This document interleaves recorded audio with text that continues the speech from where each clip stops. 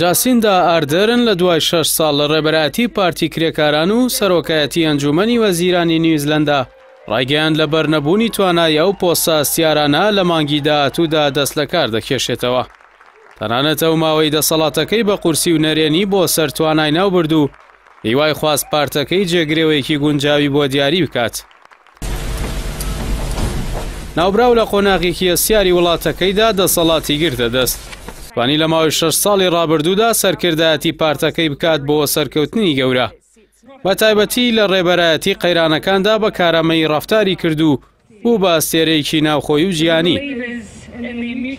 بە تایبەتی مامەڵەی مرۆڤ دۆستانی لەگەڵ ڕەشەکوژی دوو مزگەوتی شاری کرایستچێرچ لە ساڵی 2019دا کە 51 موسڵمانی تێدا کوژرا لەلایەن وڵاتانی جیانەوە پەسەند کرا و ڕێز لە کارنامەی گیرا.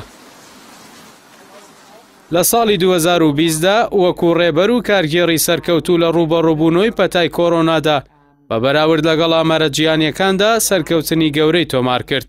بەڵام بەهۆی پارێزبەندی بەردەوام و داخرانی سنوورەکانی دەرەوەی وڵاتەکەوە جەماوەر لەو سیاسەتە بێزار بوون و پۆپۆلیست و ڕاستڕەوەکان ئەوەیان قۆستەوە بۆ هێرشکردنە سەر کەسایەتی ناوبرا و تۆمەتبارکردنی بە ناشایستەیی لە ڕێبەرایەتیکردنی وڵاتدا.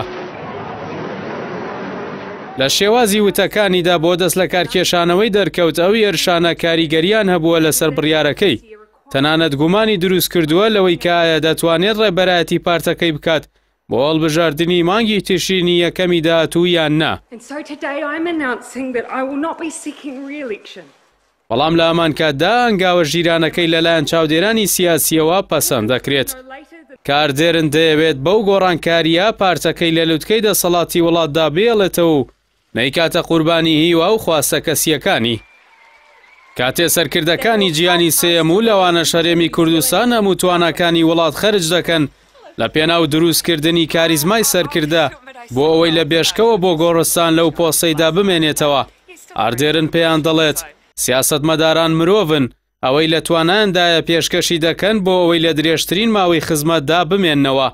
بەڵام دوجار کاتی ڕۆیشتن دێتە پێشەوە، بۆیە کاتی ئەوی شاتووە و بڕیاری چوونی داوە.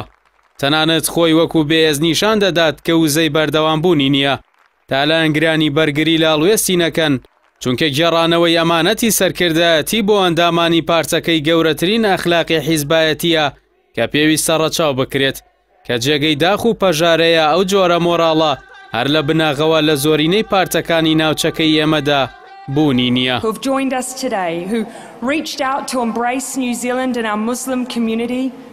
To all of those who have gathered here with us, we say thank you.